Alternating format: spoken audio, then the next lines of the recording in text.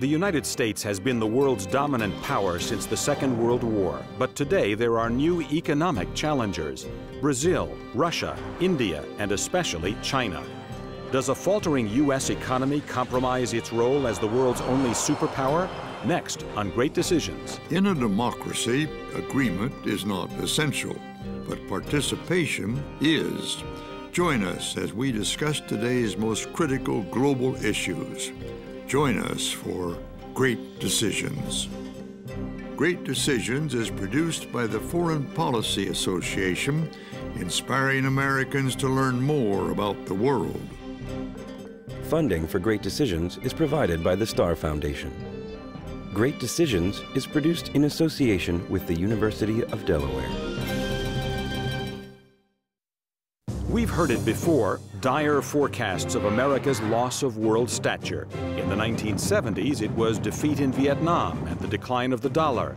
In the 1980s, it was Reaganomics and the rise of Japan. In the 1990s, the collapse of the world order following the end of the Cold War. Today, new economic players are vying for influence on the global stage. Brazil, Russia, India, and China, to be exact, with countries like South Africa and Turkey not far behind. We know that these 6, 8, 9 countries count as the major powers, the rising powers that are going to shape the world of the 21st century. 20 years ago, their economies represented a fraction of the world's industrial wealth. But analysts predict that 20 years from now, these countries will be dominant forces in the global marketplace. Brazil was once best known for lawlessness and inflation. Now it is energy self-sufficient, one of the world's foremost producers of alternative fuels, and a powerful voice in global trade talks. If you talk to companies, it's all of a sudden the most interesting place for companies to invest. Russia, flush with oil money, is reviving an anti-American tack not seen since the 1980s. Ignoring U.S. protests, Russia invaded Georgia. Repeating its stance during the Cold War, Russia is befriending Iran and Syria, trying to block the expansion of NATO. India has the world's fastest expanding workforce. Once supplying the workforce for call centers outsourced by U.S. companies, new Indian graduates are now competing with the American firms that once employed them. America's most formidable opponent today is China. Not long ago, it was a stagnant Maoist state. Now, China is the world's fastest growing economy, and its economic heft comes with considerable political strength. China defies international conventions on currency, copyrights, Darfur, and Tibet. What you're going to see in the 21st century is a return to the norm where China and India always had and will now continue to have the world's largest economies. Will these new economic challengers keep growing, or might they burn out? Do they aspire to superpower status? How will they use it, and how will the U.S. respond? Rising giants, the world's fastest growing countries, coming up next on Great Decisions.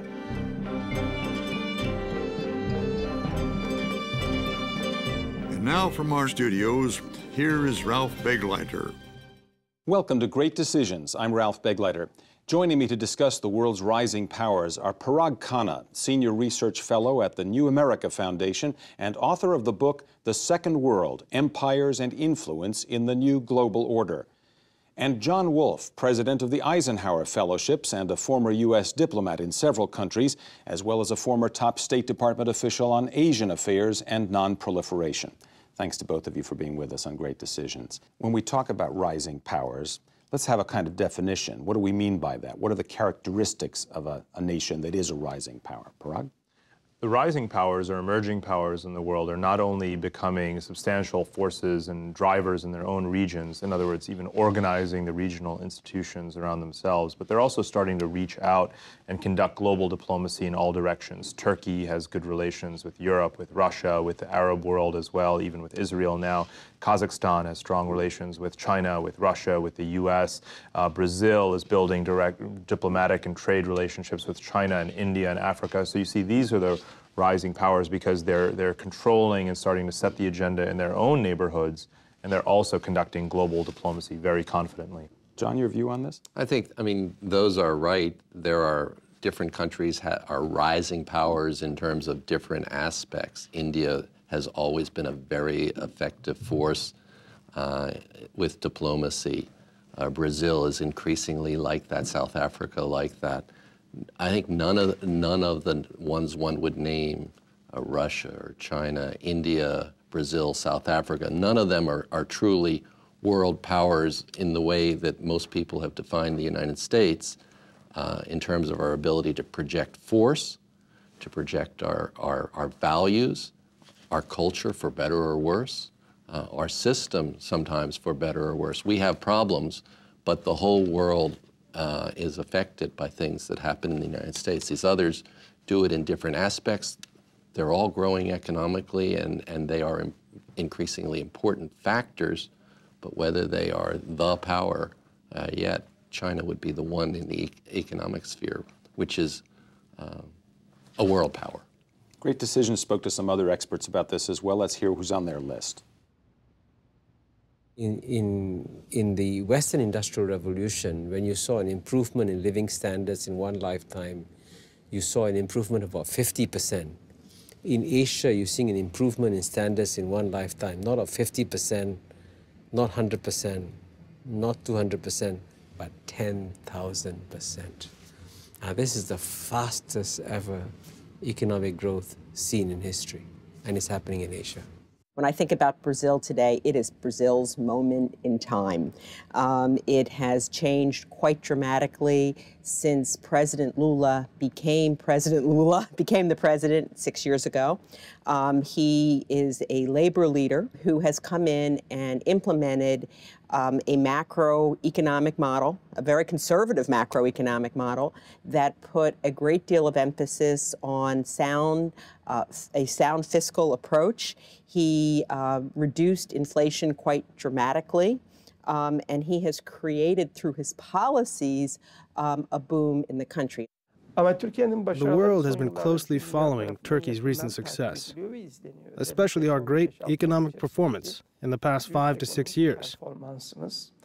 Our revenue has reached nearly $1 trillion, and we became the 15th largest consumer economy in the world. All right, so President Gül was last, so what do you think of Turkey? Is that a reasonable claim for him to make? Parag? Absolutely. Turkey is a fascinating example. Because of its geographic position, it's not actually reliant on Europe in order to be a great power. And that's the misconception that a lot of us have in the West. We look at Turkey and we believe that their sense of self-worth and that their world role hinges on acceptance eventually into the European Union. That's not actually the case. The relationship that Turkey has had with the EU in the last 40 years has been that European investment and support for Turkish stability and growth has led to a situation which I today call neo-Ottomanism. You have a Turkey that sees itself as a regional power that can have relations with, in all directions, good relations with Russia, with Iran, with Syria, with Iraq, and all over, and including with Europe. But it sees itself very independently, and that's not the way we tend to think of it. So I think the president is absolutely right that Turkey is very much a confident rising power. A military power in any way? It's a sizable military regional power. It has a sizable army and a growing economy. I spent a lot of time in Turkey working on the Baku-Ceyhan oil pipeline and working with the president of Turkey and the countries to the east. But it's a regional power. It's growing. It's a very important cornerstone country, important facing east and important facing west. I wouldn't put it in the same category as a China or a Brazil. Parag, do you think, I don't think Americans think of Brazil as a world power, really. They think of it as a large nation, but not as a world power. Is that a mistake on the part of the United States? What's important is to see Brazil the way Brazilians see Brazil, and they see themselves as the America of South America, not as a subservient junior partner in the hemisphere, but they certainly aspire to be an equal with America. That may or may not ever happen. The point is that we have to respect their ambitions and understand that sensitivity when we deal with them, especially today as Brazilian confidence is growing in its political and economic elites and its global trade diplomacy, where they've had a very huge impact on the WTO and in other areas. So I think we have to, with or without nuclear weapons, really respect Brazil a whole lot more than we have. Would you characterize India as a world power at this point?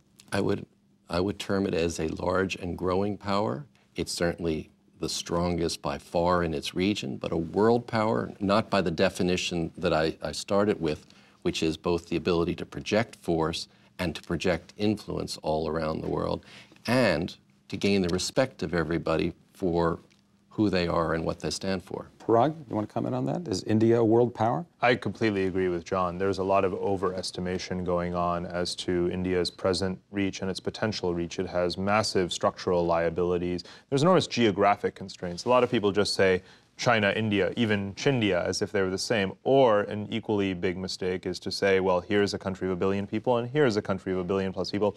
They're both in a neck-and-neck race. But China borders 14 other countries, has a 50 million strong diaspora, has a very coherent regime. India is a sprawling, messy democracy with very little consistency in its foreign policy and is surrounded by water and by the tallest mountains in the world, and a smaller diaspora and less sense of its role in the world. So its power projection capability is more limited, its ambitions are more limited, and it's very far behind China in the grand scheme of things. Now that takes us to another area I want to cover. Each of these countries we've talked about, and some others we haven't, project their power in a certain way, and some of them, as we've discussed, do it militarily, some of them do it in other ways. India projects its power in terms of its potential consumer power and in terms of its energy influence and climate change influence. India could influence the United States in a very strong way in terms of the climate in the future based on its decisions on use of energy. How do these countries project their power in the world? They do it differently.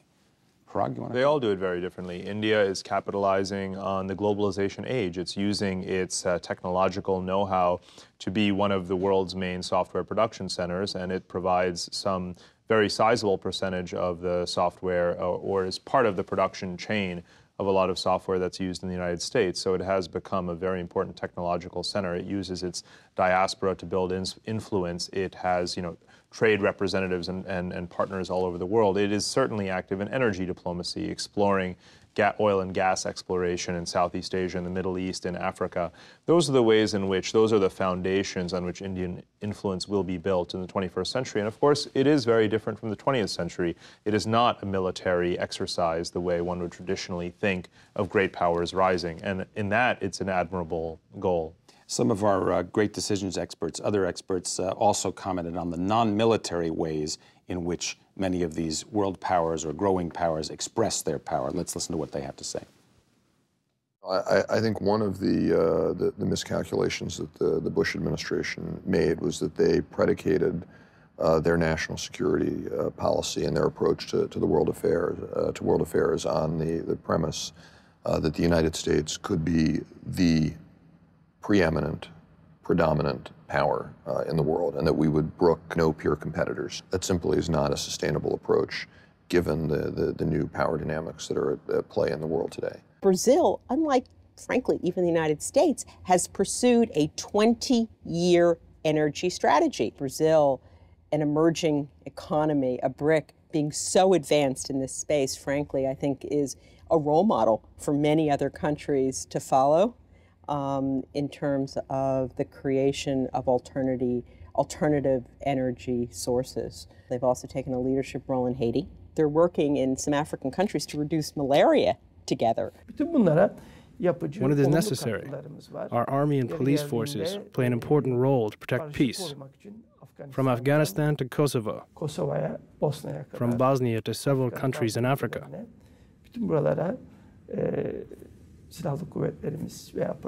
All these actions draw the attention of the world.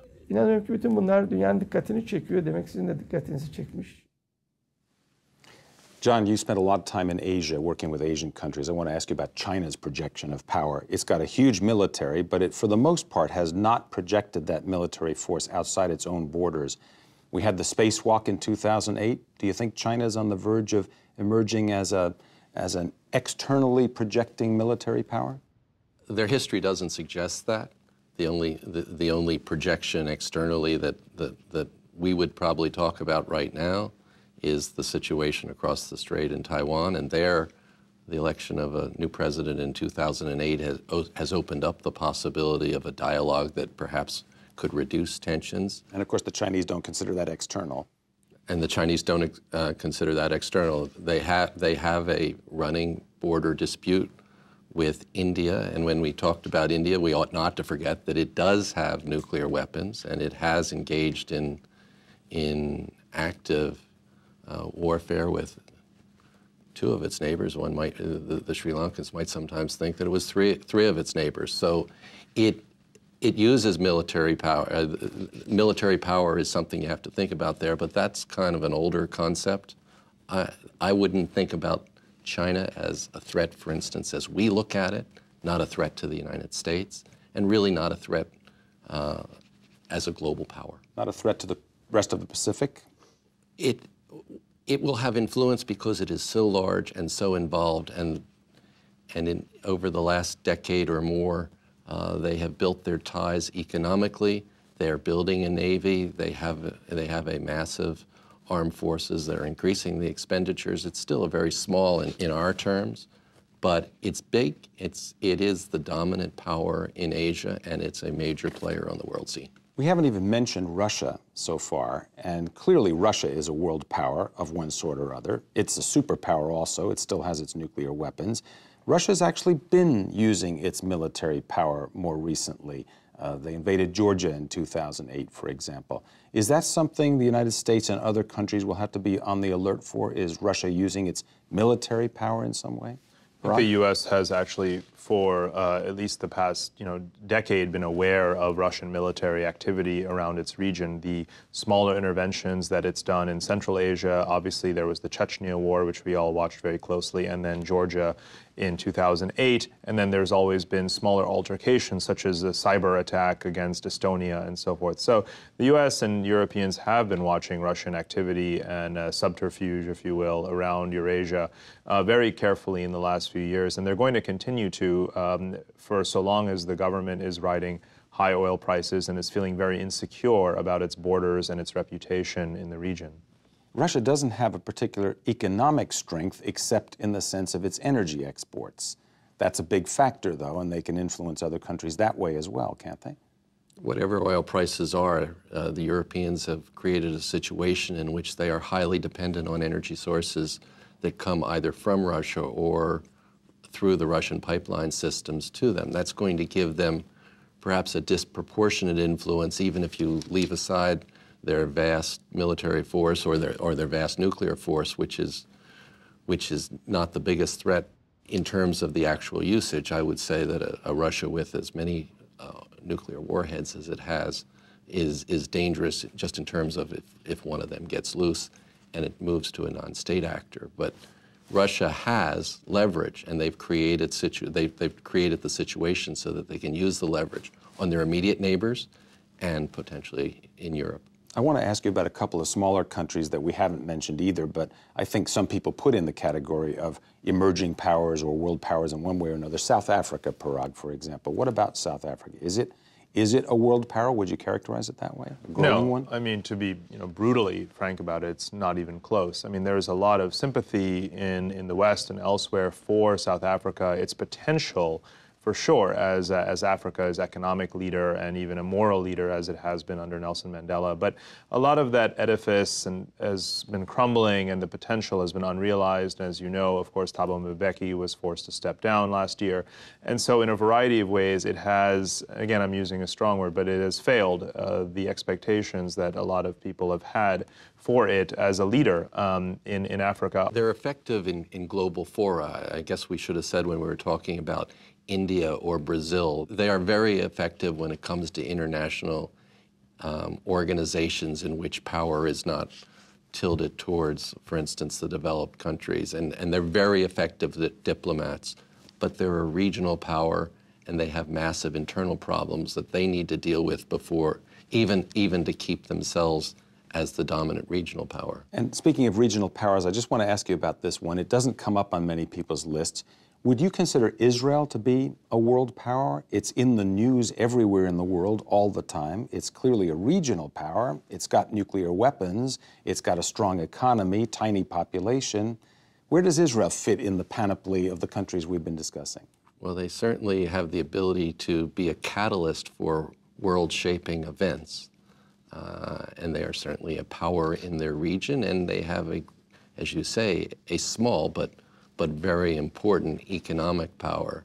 If they could find with the Palestinians and Arabs around them a way to settle the Israeli-Palestinian war, dispute. They could create a peaceful situation there, and I think Israel could be a very powerful force for good in the Middle East. Parag, do you want to comment on that at all? Or? I agree that it could be. However, there's still this broiling internal debate there and elsewhere as to whether Israel is the eastern front of Western civilization or whether it needs to realize that geography is destiny and find an accommodation with its neighbors. I think that right now the tension between those two remains, unfortunately, unresolved. All right. Now, I want to come back to a point both of you made earlier in our program, which is that many of these developing powers, these emerging powers in the world, have serious problems of one sort or another internally that they have to deal with. Let's listen to what some of our great decisions experts had to say about that.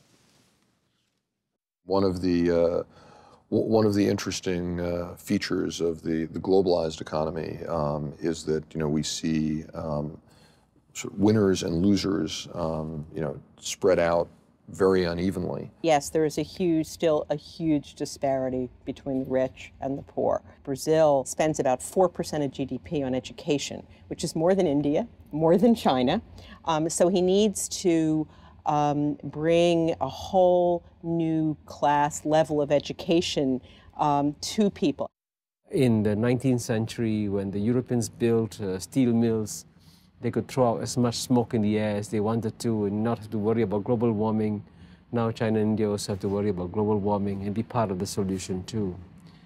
And then, of course, domestically, they have problems of inequality that are rising.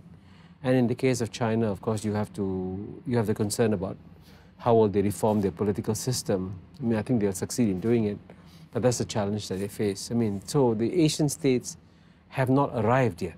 They still have many, many more challenges that they face. Let's talk a little bit about that rich-poor gap or the inequalities, because it seems to me that that's a challenge that stretches across many of these countries. You could say that's true in Russia, you could say it's true in China, in India, perhaps in Brazil and others. How serious a problem is that, preventing these countries, holding them back from truly exercising and projecting their power? Parag? It's a problem in actually holding these countries together. It happens to be exactly the reason why I titled my book The Second World. The Second World used to mean the socialist former Soviet republics. And now, to me, it means countries that are first world and modernizing and third world and underdeveloped at exactly the same time, and exhibiting all of these tensions and disparities between rich and poor, haves and have-nots, elites, disenfranchised. And I believe that countries like Indonesia and Egypt and Russia, very large, very populous countries, are so internally fragmented, divided, and at potentially, in a state of splintering. And I think that we may see that happen just as much as we're likely to see a success story like Brazil, where everything seems to gradually be coming together. John, how about poverty and education as issues in these countries? Well, I think all of those are issues like they are issues for us. The 21st century is going to go to those who have education, who are innovative and able to create new economies. Tom Friedman used a metaphor for China about careening down a superhighway with a large speed bump out there somewhere. And I think in terms of the vast poor and politically deprived of China, that's an issue. He said about India, it's a jalopy that's going on full speed down a very bumpy road to a superhighway in the 21st century, but the question is, will the jalopy hold together till it gets there? I think this is true for many of those countries. There are others where they're doing a better job of closing the income gap. I was looking at education standards in some of these countries, and I was surprised actually to discover that in most of the countries we've been talking about, literacy is really quite high, actually, in Russia, in India, even in China and so on. So education doesn't seem to be the big problem, or at least literacy anyway doesn't seem to be. Is there a gap in the kind of education, the kind of training these countries offer? It's not just the raw educational skill. It's that whole social and political environment that both encourages innovation, but also encourages risk-taking, doesn't penalize failure. I think in the 21st century, those are factors that go with education, and the people who succeed are going to be people who are well-educated, but encourage risk-taking, to be innovative, and then encourage entrepreneurship. And that takes a rule of law and some other things that many of these countries still don't have. All right. Parag Khanna, Senior Research Fellow at the New America Foundation, author of the book The Second World, Empires and Influence in the New Global Order, and John Wolfe, President of the Eisenhower Fellowships and a former U.S. diplomat in a number of countries, as well as a former top State Department official. Thank you both for being with us on Great Decisions. Thank you. Thank you. And thank you for watching Great Decisions. We'll see you next time. I'm Ralph Begleiter. To learn more about topics discussed on Great Decisions, visit our website at www.greatdecisions.tv. To order a copy of the Great Decisions Briefing Book, a DVD set of this series, or join a Great Decisions discussion group in your area, contact the Foreign Policy Association. Funding for Great Decisions is provided by the Star Foundation. Great Decisions is produced in association with the University of Delaware. Next time on Great Decisions, the Arctic. Its vast frozen ocean, flanked by 8 nations, has long been prized by explorers, traders, Cold War militaries, and prospectors. But the region is changing. As the Arctic ice melts, who has the right to claim the region's precious natural resources? Next time on Great Decisions.